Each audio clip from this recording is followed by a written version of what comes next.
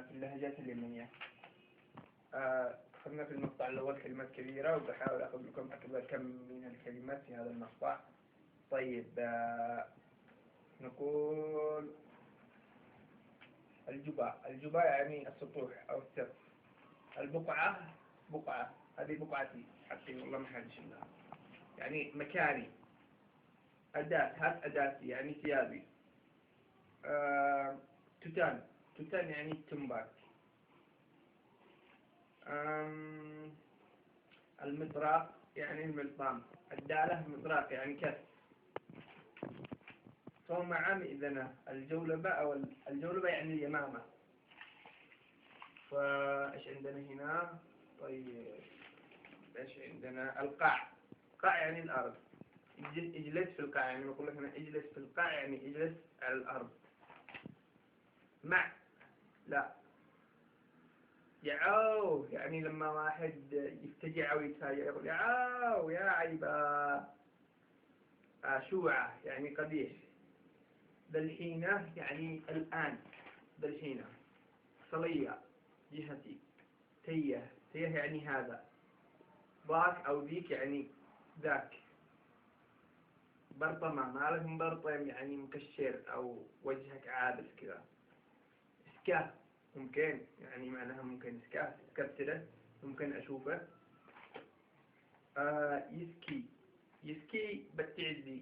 تسكي تصلح يعني تقدر تسوي حاجة أو تقدر تسوي شيء.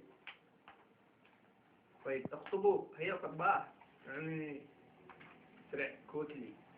مثلا مصور حتى ما شكلهم مستعجل الله أعلم مثل ليش. شكلهم معهم مشاريع. طيب زقم يعني مسك. يدعس أو يعني يدوس. يفتهن يعني يرتاح. يدكي يتوكع كذا يعني. وهذه أحلى ذكية. تخطى يعني تمشي. لبجة يعني ضربة. طعيم يعني طعم حالي. طيب قحصة يعني لما تعب واحد خلي أي واحد يعوبكم يصلح لكم ساعة في يدكم. طيب أنا بزيد أشرح لكم 3 كلمات وبذكر لكم بس قصة صغيرة. طيب هنا إيش مكتوب؟ لا ذا الحين يعني إيش؟ للآن. طيب أنا بذكر لكم الآن قصة. يعني في مدرس مصري كان عندنا في مدرسة في الثانوية، كان درسنا إنجليزي. فالمدرس المصري أول ما جاء اليمن هي عندهم كلمة ماشي في مصر معناها ماشي نعم. ماشي عندنا في اليمن معناها لا.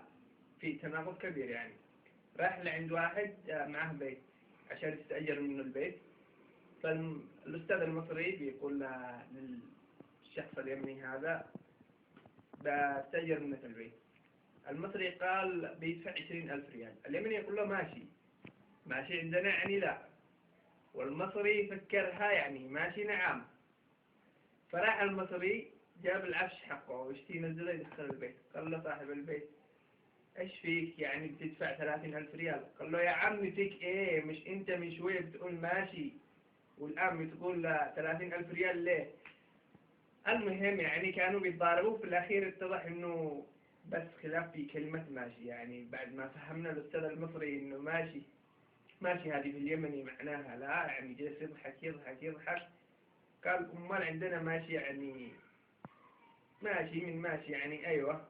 قلنا لا احنا ماشي لا. في الهند يعني يعملوا كذا يعني نعم. المهم أختم معكم وأقول شكرا على المتابعة. انتهت فقرة التراث. إن شاء الله كمان بحط لكم كلمات في اللهجة المغربية بس لصعوبة اللهجة المغربية أو واللهجة التونسية وبعض اللهجات الثانية. بحطها لكم كتابة وأنتوا سدوا مع نفسكم. يعني اللي يفهمها واللي ما يفهمهاش هناك عليها يروح يجيب لهم درس. إيش دخلنا.